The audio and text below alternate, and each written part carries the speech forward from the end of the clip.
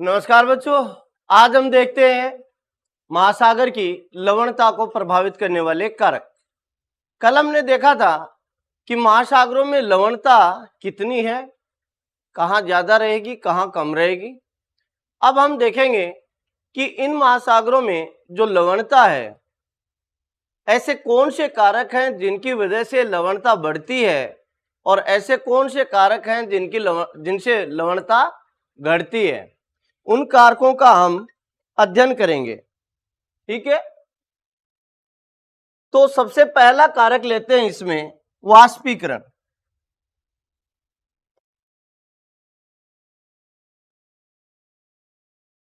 सबसे पहला कारक है वाष्पीकरण। वाष्पीकरण से लवणता बढ़ेगी या घटेगी, देखते हैं। जब किसी महासागर या सागर में वाष्पीकरण अधिक मात्रा में होगा तो लवणता की मात्रा में वृद्धि होती है, और जिन महासागरों में वाष्पीकरण कम होता है उन महासागरों में लवणता की मात्रा कम पाई जाती है। ठीक है, अब जो ये बंद महासागर होते हैं तो चारों तरफ से भूमि से घिरे होते हैं, उनमें वाष्पीकरण अधिक मात्रा में होता है, जिसकी वजह से लवणता में वृद्धि हो जाती है। और जो खुले महासागर हैं उनमें वाष्पीकरण कम होता है। या फिर हम देखें कि जो मध्य अक्षांश और भूमध्य रेखा के आसपास वाले सागर महासागर होते हैं उनमें वाष्पीकरण अधिक मात्रा में होता है, जिनसे लवणता की मात्रा बढ़ती है। और जो उच्च अक्षांश वाले ध्रुवों के पास में जो महासागर होते हैं उनमें वाष्पीकरण की मात्रा कम होती है, जिससे लवणता कम पाई जाती है। अन्य कारक भी हैं जो लवणता को प्रभावित करते हैं, केवल अकेला वाष्पीकरण ही नहीं है, वाष्पीकरण के अलावा और दूसरे कारक भी हैं। जैसे दूसरा कारक है वर्षा।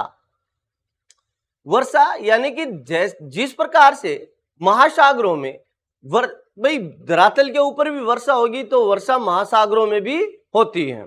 ठीक है, यदि महासागरों में ज्यादा वर्षा होती है, जिन महासागर या सागर में वर्षा ज्यादा होती है तो उस महासागर की लवणता कम पाई जाती है, और जिन सागर व महासागरों में वर्षा की मात्रा कम होती है उनमें लवणता अधिक पाई जाती है, क्योंकि वर्षा का जल जो है वो शुद्ध होता है, उसमें लवण की मात्रा नहीं पाई जाती। इसलिए सागर और महासागर में जब वर्षा का पानी मिलता है तो उसमें लवणता कम होती है, कम आती जाती है। और जिन सागर और महासागरों में वर्षा की मात्रा बहुत ही कम होती है उनमें लवणता की मात्रा क्या होती जाएगी, बढ़ती जाएगी। दूसरा अगला जो कारक है वो है नदी जल का आगमन। देखिए, नदियों का जो पानी है वो ज्यादातर नदियां या तो वर्षा के जल से प्रवाहित होती है या हिम जो क्षेत्र होते हैं, हिमानी होती हैं, उनके पिघलने से नदियां निर्मित होती हैं, चलती हैं, बहती हैं। जो हिम का पानी है, हिम का जो जल है या वर्षा का जल है, उसमें लवणता की मात्रा बहुत ही कम होती है, इसलिए नदियों के जल में लवणता क्या होगी, कम होगी। लेकिन रास्ते में कुछ मात्रा में ये लवण प्राप्त कर लेती है। भाई रास्ते में धरातल के ऊपर चलेंगे तो धरातल के ऊपर जितने क्षेत्र के ऊपर चलती हैं ये, वहां से कुछ लवण की मात्रा अपने अंदर ग्रहण कर लेती है, लेकिन इतने ज्यादा लवण की मात्रा नहीं ग्रहण कर पाती। अब हम बात करते हैं महासागर या सागर की। जिस महासागर या सागर में नदियां आकर गिरती हैं, यदि जिसमें ज्यादा नदियां आकर गिरती हैं तो नदियां अपने साथ में क्या लेके आती हैं, शुद्ध पानी लेके आती हैं। तो उस महासागर में शुद्ध पानी मिलेगा तो लवणता की मात्रा क्या हो जाएगी, कम हो जाएगी। ठीक है, और जिस सागर या महासागर में नदियां नहीं गिरती हैं उनमें क्या होगा, लवणता की मात्रा बढ़ती जाएगी। ठीक है, तो जितनी नदियां महासागर या सागर में गिरती हैं उतनी ही उस सागर की लवणता कम होती है, और जिनमें नहीं गिरती है उनमें लवणता की मात्रा क्या हो जाती है, बढ़ जाती है, अधिक हो जाती है। अगला कारक है पवने। पवने भी लवणता को बढ़ा देती हैं और घटा देती हैं। जिस स्थान से पवने चलती हैं और दूसरे स्थान पर पवने पहुंचती हैं, तो जहां से चली थी पवन वहां पर लवणता की मात्रा क्या हो जाएगी, कम। और जहां पहुंच रही है पवन वहां लवणता की मात्रा को क्या कर देगी, वो बढ़ा देगी। यानी कि पवन जिस सागर या महासागर के किसी क्षेत्र से चल रही है, यहां पर इस क्षेत्र में लवणता की मात्रा क्या कर देगी, यहां पे कम कर देगी। यहां पहुंच रही है तो इस क्षेत्र में लवणता की मात्रा को क्या कर देगी, बढ़ा देगी। ये तो पवनें भी लवणता को प्रभावित करती हैं। अब हम देखते हैं लवणता के बारे में, देखेंगे कि लवणता का जो अध्ययन है, यानी किस प्रकार से देखें तो हम लवणता को महासागरों में दो तरीके से देखते हैं। एक तो हम क्षैतिज वितरण देख सकते हैं इसका, और एक हम ऊर्ध्वाधर वितरण देख सकते हैं।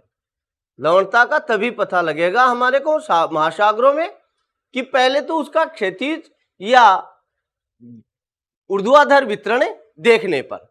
तो सबसे पहले हम देखते हैं लवणता का क्षैतिज वितरण।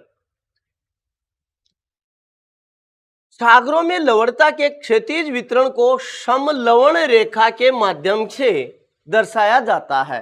यह समलवण रेखा क्या होती है, देखिए, समान लवणता सागरों या महासागरों में समान लवणता को दर्शाने वाली जो एक काल्पनिक रेखा खींची जाती है उसको क्या कहते हैं, समलवण रेखा।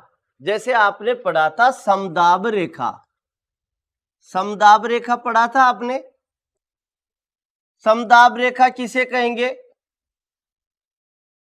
स्थलीय या महासागरीय भाग के ऊपर या पृथ्वी के ऊपर समान दाब वाले स्थानों को मिलाने वाली काल्पनिक रेखा को क्या कहते हैं, समदाब रेखा। उसी तरीके से महासागरों में समान लवणता को मिलाने वाली काल्पनिक रेखा को क्या कहा जाता है, समलवण रेखा कहा जाता है। खुले महासागरों की लवणता 33 प्रति हजार ग्राम से 37 प्रति हजार ग्राम तक होती है। जो खुले महासागर होते हैं, ठीक है, उन खुले महासागरों में जो लवणता की मात्रा है वो 33 प्रति हजार से कितनी होती है, 37 प्रति हजार होती है। अर्थात हम यूं कह सकते हैं कि वहां इन खुले महासागरों की जो औसत लवणता होती है, कौन सी औसत लवणता, ये होती है 35 प्रति हजार ग्राम होती है। कितनी होती है, 35 प्रति हजार ग्राम। लेकिन वहीं देखें कि स्थल से घिरे हुए जो महासागर, जो सागर हैं, उनमें लवणता अधिक पाई जाएगी, उनमें लवणता अधिक मिलेगी। भाई एक तो खुला महासागर है, उसमें लवणता की मात्रा कम मिलेगी, ठीक है, और एक जो स्थल से घिरा हुआ सागर या महासागर है उसमें लवणता की मात्रा अधिक पाई जाएगी। जैसे हम उदाहरण दें लाल सागर का, तो लाल सागर में जो लवणता की मात्रा पाई जाती है वो 41 प्रति हजार पाई जाती है। कितनी, 41 प्रति हजार ग्राम पाई जाती है, क्योंकि लाल सागर चारों तरफ से किससे घिरा हुआ है, स्थल भाग से घिरा हुआ है। तो अभी मैंने आपको बताया कि स्थल से भाग से यदि घिरा हुआ है तो लाल सागर में एक तो नदियां कम गिरती हैं, कम गिरेंगी तो लवणता बढ़ेगी। चारों तरफ से स्थलीय भाग से घिरा हुआ है तो तापमान अधिक रहेगा, तापमान अधिक रहेगा तो वाष्पीकरण क्या होगा, अधिक होगा, जिससे लवणता की मात्रा क्या होगी, बढ़ेगी। भाई वाष्पीकरण अधिक हो रहा था तो लवणता की मात्रा क्या हो रही थी, बढ़ रही थी। इसलिए जो स्थल से घिरा हुआ सागर होता है उसमें लवणता की मात्रा क्या होती है, बढ़ जाती है। अब ये जरूरी नहीं है कि सभी स्थल से घिरे हुए सागरों की लवणता बढ़े। जिन सागरों में नदियां ज्यादा गिरती हैं, कौन से, जो स्थल से घिरे हुए हैं और उनमें नदियां ज्यादा गिरती हैं, तो उनकी लवणता बहुत कम पाई जाती है। कारण कि नदियों का जो जल है वो शुद्ध होता है और लवण की मात्रा बहुत ही कम होती है, इसलिए उसमें लवणता की मात्रा क्या हो जाएगी, कम।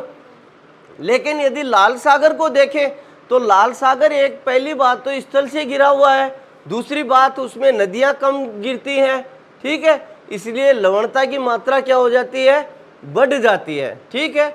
इससे भी ज़्यादा यदि हम देखें तो जैसे मृत सागर है, ठीक है, साल्ट लेक है, इनमें लवणता की बहुत और भी अधिक मात्रा पाई जाती है।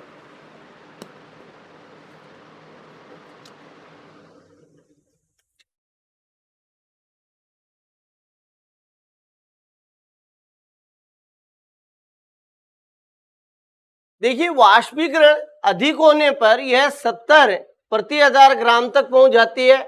अटलांटिक महासागर की औसत लवणता 36 प्रति 1000 ग्राम, उच्च लवणता 15 से 20 डिग्री अक्षांश के मध्य होती है। यदि हम देखें कि वाष्पीकरण अधिक होगा जिस सागर में, तो वहां पर लवणता की मात्रा 70 प्रति 1000 ग्राम तक पहुंच जाती है। कितनी हो जाती है, 70 प्रति 1000 ग्राम तक हो जाती है, जिनमें वाष्पीकरण अधिक होता है। उसी प्रकार से यदि देखें कि अटलांटिक जो महासागर है, अटलांटिक महासागर की जो लवणता है वो प्रशांत महासागर से अधिक पाई जाती है, प्रशांत महासागर से अधिक पाई जाएगी, ठीक है। या फिर हम यूं कहें कि महासागरों की औसत लवणता से अधिक पाई जाती है। महासागरों की औसत लवणता कितनी है, 35 प्रति 1000 ग्राम, लेकिन अटलांटिक महासागर की लवणता कितनी है, 36 प्रति 1000 ग्राम है, ठीक है। तो अटलांटिक महासागर की लवणता अधिक पाई जाती है। सबसे ज्यादा यदि ग्लोब के ऊपर, पृथ्वी के ऊपर देखें हम, तो सबसे ज्यादा जो लवणता है वो 15 डिग्री से 20 डिग्री, कौन से अक्षांश, केवल उत्तरी अक्षांश। ग्लोब के जो उत्तरी अक्षांश है, कौन से, 15 से 20 डिग्री, यानी कि 15 से 20 डिग्री, इन अक्षांशों में सर्वाधिक लवणता पाई जाती है। प्रश्न पूछ लिया जाए कि पृथ्वी के ऊपर महासागरों में सर्वाधिक लवणता कहां पाई जाती है, तो 15 डिग्री से 20 डिग्री उत्तरी अक्षांश वाले सागर और महासागरों में लवणता सर्वाधिक पाई जाती है, ठीक है, ये ध्यान रखना, ठीक है। और तापमान के बारे में पूछे तो तापमान सर्वाधिक कहां पाया जाएगा, सागर या महासागरों में, भूमध्य रेखा से थोड़ा दूर, ठीक है, थोड़ा दूर तापमान अधिक पाया जाएगा, ना कि भूमध्य रेखा पर। और लवणता 15 से 20 डिग्री केवल उत्तरी अक्षांश पर लवणता अधिक पाई जाएगी। ये प्रश्न बहुत बार पूछा हुआ है, ठीक है। उत्तरी सागर में अटलांटिक प्रवाह के कारण लवणता अधिक है। भाई उत्तरी जो सागर है, हम बात कर रहे थे कल भी, परसों भी बात कर रहे थे पिछले वीडियो में, कि उत्तरी सागर में जो दो जलधाराएं आकर मिलती हैं, गर्म और ठंडी, जहां पर मत्स्य उत्पादन अधिक हो रहा था, ठीक है। अब उत्तरी सागर की लवणता अधिक पाई जाती है। भाई उत्तरी सागर में नदियां भी गिरती हैं, लेकिन वहां की लवणता अधिक है। अधिक होने का कारण यह है कि जो अटलांटिक महासागर है, अटलांटिक महासागर के जल का प्रवाह किसमें हो रहा है, उत्तरी सागर में हो रहा है, जिसकी वजह से उत्तरी सागर में लवणता अधिक पाई जाती है। बाल्टिक सागर की लवणता कम होती है। भाई दो सागर लिए हमने, उत्तरी सागर और बाल्टिक सागर। उत्तरी सागर की लवणता तो अधिक है, लेकिन बाल्टिक सागर की लवणता कम है। तो उत्तरी सागर में तो लवणता अधिक होने का कारण यही है कि वहां पर अटलांटिक महासागर का जल प्रवाह हो जाता है, यानी कि उत्तरी सागर में किसका जल आ जाता है, अटलांटिक महासागर का जल आ जाता है। लेकिन बाल्टिक सागर में लवणता कम है, क्योंकि बाल्टिक सागर में काफी नदियां आकर मिलती हैं। तो मैंने अभी बताया कि नदियां आकर मिलेंगी तो वहां के जल की लवणता क्या हो जाएगी, कम हो जाएगी। इसलिए बाल्टिक सागर की लवणता क्या हो जाती है, कम हो जाती है। उसी तरीके से यदि भूमध्य सागर की बात करें, भूमध्य सागर में लवणता अधिक है। लवणता अधिक होने का कारण है क्योंकि भूमध्य सागर चारों तरफ से किससे घिरा हुआ है? स्थल मंडल से घिरा हुआ है। तो स्थल मंडल से घिरा हुआ है तो वहां का तापमान क्या होगा? ज्यादा। ठीक है, इसलिए उसमें वाष्पोत्सर्जन की क्रिया है, ठीक है, वाष्पीकरण की जो क्रिया है वो बहुत ज्यादा होगी। अब वाष्पीकरण की क्रिया ज्यादा होगी तो लवणता क्या होगी? ज्यादा मिलेगी। इसलिए भूमध्य सागर में लवणता ज्यादा पाई जाती है। 3 सागरों की बात की। उत्तरी सागर, उत्तरी सागर में लवणता अधिक, किसके कारण? अटलांटिक महासागर का पानी आ जाता है।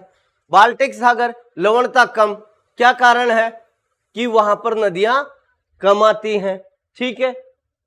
तीसरा भूमध्य सागर, वहां की लवणता अधिक है, उसका कारण वाष्पीकरण है, क्योंकि भूमध्य सागर में वाष्पीकरण अधिक है। उसी प्रकार से हिंद महासागर की देखें तो हिंद महासागर की जो लवणता है वो लवणता 35 प्रति हजार ग्राम पाई जाती है। अटलांटिक की कितनी देखी हमने? 36, और हिंद महासागर की कितनी है? 35। ठीक है। यदि हिंद महासागर के ही समीप देख लें तो बंगाल की खाड़ी और भारत के दोनों ओर, एक तरफ पूर्वी भाग में क्या है? पूर्वी दक्षिणी पूर्वी भाग में क्या है? बंगाल की खाड़ी, और दक्षिणी पश्चिमी भाग में क्या है? अरब सागर। यदि दोनों की लवणता देखें तो बंगाल की खाड़ी में लवणता कम है और अरब सागर में लवणता अधिक है। उसका कारण है, कारण यही है कि बंगाल की खाड़ी में तो नदियां ज्यादा गिरती हैं। भाई गंगा नदी, ब्रह्मपुत्र नदी और उसकी सहायक नदियां किस में गिरती हैं? बंगाल की खाड़ी में। कृष्णा, कावेरी, गोदावरी, महानदी किस में गिरती हैं? बंगाल की खाड़ी में। ठीक है। लेकिन अरब सागर में इतनी नदियां गिरती हैं क्या? अरब सागर में तो मुख्य रूप से 2, नर्मदा और ताप्ती, इसकी सहायक नदियां, और कुछ और छोटी मोटी नदियां गिरती हैं। तो अरब सागर में नदियां कम गिरती हैं, जबकि बंगाल की खाड़ी में नदियां अधिक गिरती हैं। तो नदियां का जल यदि अधिक आएगा तो उस सागर में लवणता क्या होगी? कम होगी, और जिसमें कम आएगा तो उसमें लवणता अधिक होगी। इसलिए बंगाल की खाड़ी में लवणता कम पाई जाती है और अरब सागर में लवणता अधिक पाई जाती है। ठीक है। और हिंद महासागर की लवणता कितनी है? 36 प्रति हजार ग्राम पाई जाती है। उसी तरीके से अटलांटिक महासागर की कितनी है? हिंद महासागर की 35 है और अटलांटिक महासागर की कितनी है? 36 प्रति हजार ग्राम है। और महासागरों की औसत लवणता कितनी है? 35 प्रति हजार ग्राम है। ठीक है।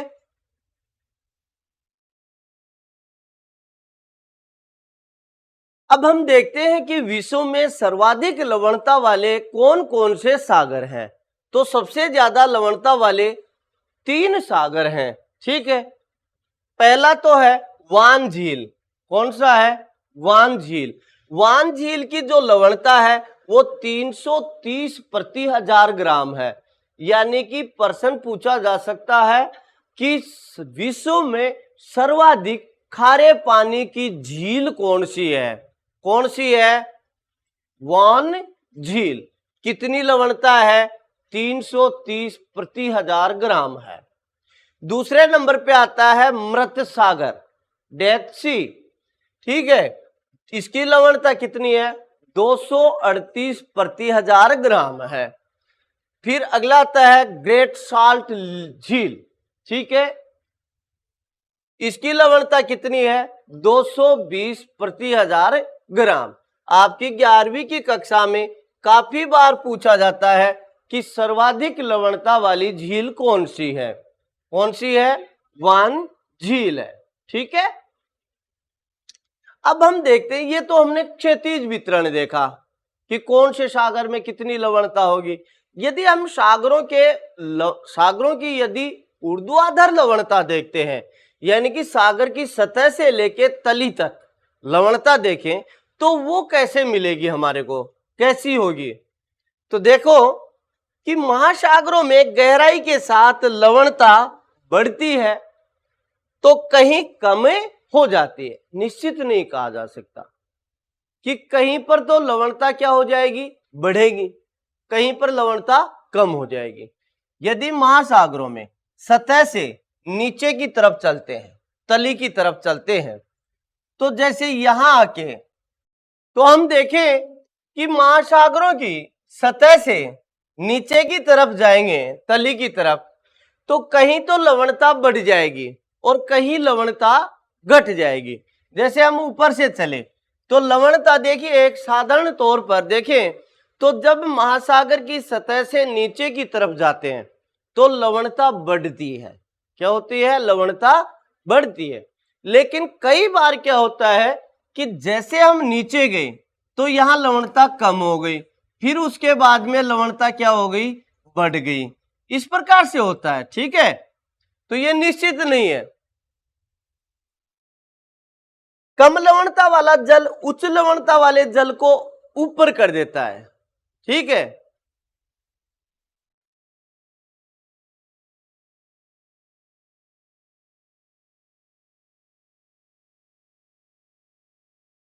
यदि हम देखें महासागरों में लवणता कहीं बढ़ेगी और कहीं कम होगी, लेकिन जैसे जैसे हम ऊपर वाली सतह होती है, महासागर की ऊपर वाली सतह होती है, तो इस सतह में नदियों के द्वारा और वर्षा के द्वारा जल लेकर आया जाता है। ठीक है, तो नदियों का और वर्षा का जो जल होता है उसमें लवणता की मात्रा क्या होती है? कम होती है। तो ऊपर की सतह की लवणता क्या होगी? कम पाई जाएगी। जैसे जैसे हम धीरे धीरे नीचे की ओर जाएंगे तो लवणता क्या होती जाएगी? बढ़ती जाएगी। लवणता क्या होती जाएगी? बढ़ती जाएगी। अब मेरे को एक बात बताइए आप, भारी चीज नीचे रहती है या ऊपर रहती है? नीचे रहती है, यानी कि भारी चीज हमेशा हल्की चीज को क्या कर देती है? ऊपर की ओर धकेल देती है। तो जिस जल में लवणता की मात्रा अधिक होगी वो जल क्या होगा? भारी होगा, अर्थात उसका घनत्व क्या होगा? ज्यादा होगा। तो ज्यादा घनत्व वाली वस्तु क्या होती है? नीचे चली जाती है। अब पानी में यदि लवणता बढ़ेगी तो उसका क्या होगा? घनत्व बढ़ेगा। घनत्व बढ़ेगा तो दाब भी क्या होगा? बढ़ेगा। इसलिए लवणता वाला जो जल है वो नीचे रहेगा और नीचे जो लवणता वाला जल है वो हल्के जल को, जिसमें लवणता की मात्रा कम होती है, उसको क्या कर देगा? ऊपर की ओर धकेल देगा। अर्थात निष्कर्ष यह निकाला जा सकता है कि ऊपर वाली सतह में, महासागर या सागरों में लवणता की मात्रा कम पाई जाती है और जैसे जैसे हम नीचे की ओर जाते हैं तो लवणता की मात्रा क्या होती जाती है? बढ़ती जाती है। ठीक है, ये आपका पाठ था जिसमें हमने लवणता की बात की और कंप्लीट ये आपका पाठ हो गया है, जिसमें हमने शुरू में देखा महासागरों के उच्चावच, फिर हमने देखा महासागरों का तापमान और फिर हमने देखा महासागरों की लवणता। ठीक है, इसके आगे हम अगले अध्याय का अध्ययन करेंगे। आज के लिए इतना ही काफी। धन्यवाद।